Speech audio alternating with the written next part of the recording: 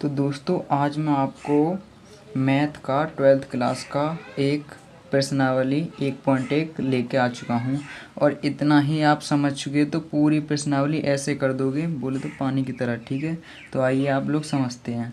जैसे कि क्वेश्चन में आपको दिया जाएगा ऐसे संबंध। ठीक है, तो जैसे मैंने यहाँ पे ले लिए हैं अपने आपसे। ठीक है, जैसे समझाने के लिए। और प्रश्नावली 1.1 में 3 चीज़ हैं: स्वतुल्य संबंध, सम्मित संबंध और संक्रामक संबंध।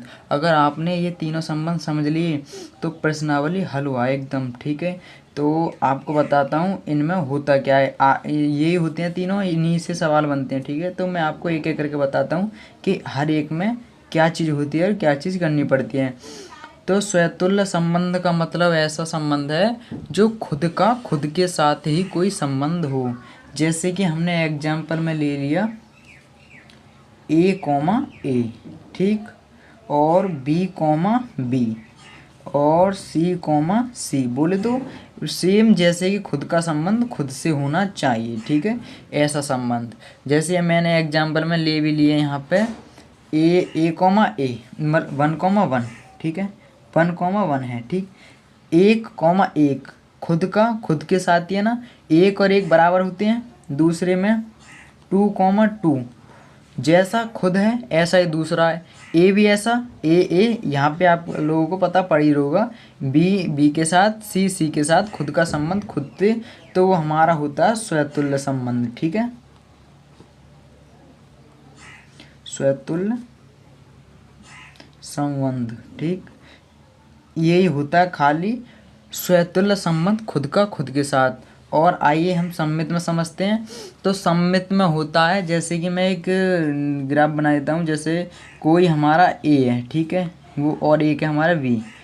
इसका संबंध तो होगा बी से, ठीक है, और बी का संबंध होगा ए से। कोई दिक्कत? ए का संबंध तो बी से हो गया और बी का संबंध ए से। ठीक, तो हम इसमें कह सकते हैं A, B और B, A। ठीक है, ऐसा कोई संबंध होगा जो ए का संबंध बी से और बी का संबंध ए से, वो हमारा सम्मित हो जाएगा। जैसे मैं एग्जाम्पल में देखूं तो ये दोनों एग्जाम्पल देख लो, 1, 2। ठीक है, तो ए बी, इसका मतलब ए ये हुआ और बी ये हुआ। ठीक, तो बी ए, तो बी आगे आना चाहिए, इसका मतलब 2 इस यहाँ पे और ए पीछे यहाँ। तो 1, 2, A, 2 और 2, 1, इसका मतलब ए बी और बी ए संबंध है। तो हमें इसका इसके साथ मिल रहा है। या इधर देख लो तो 3, जैसे 3, ए बी और बी ए मिल गया। ऐसे ये ए बी और बी ए ये हमारे मिल रहे हैं, तो हम इन्हें कह देंगे हमारे ये सम्मित हैं। और अब ये दोनों तुम समझ चुके होंगे। और आइए संक्रामक। संक्रामक बहुत ही आसान है, आप समझते रहो। ठीक है, तो जैसे कि अब हम माने कोई है ए है यहाँ, और यहाँ पर बी है, और यहाँ पर क्या है सी। ठीक है, तो उसका संबंध पहले का ए का होगा बी के साथ, ठीक है, फिर बी का होगा सी के साथ, और फिर सी का होगा ए के साथ। तो हम कह देंगे कि हाँ जी हाँ, ये हमारा संक्रामक है, इसमें कोई दो राय नहीं है। जैसे कि A, B, ए का बी के साथ हो गया।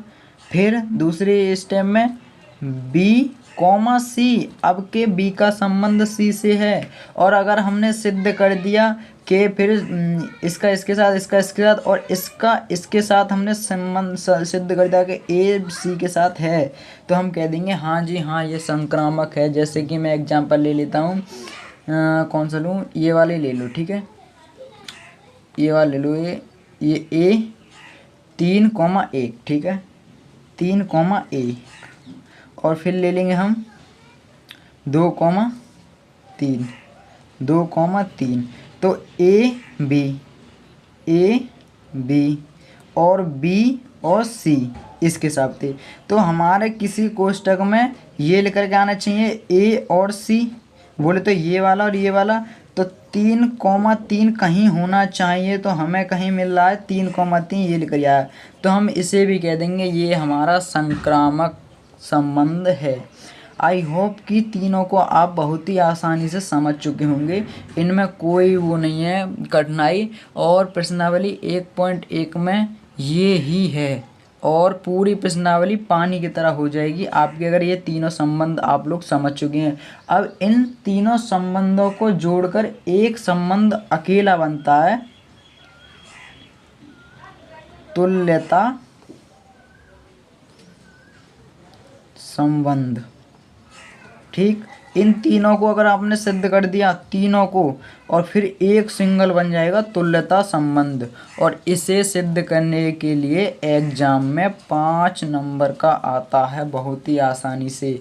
आपको पता पड़ गया कि स्वतुल्य संबंध में खुद का खुद के साथ, सम्मित में ए बी बी ए, बोले तो ए का बी के साथ और बी का वापस ए के साथ। ठीक है, इस ग्राफ से समझ लो। संक्रामक में ए का बी के साथ, बी का सी के साथ और फिर सी का ए के साथ, ए कॉमा बी, बी कॉमा सी, फिर ए कॉमा सी इसका इसके साथ। तो हम सिद्ध कर देंगे तो हमारे ये संक्रामक हो जाएगा। ठीक है, आशा करता हूँ आप लोग बहुत ही आसानी से तीनों संबंधों को समझ चुके होंगे। और इन्हीं का फिर हम तीनों का एक नाम दे देते हैं तुल्यता संबंध।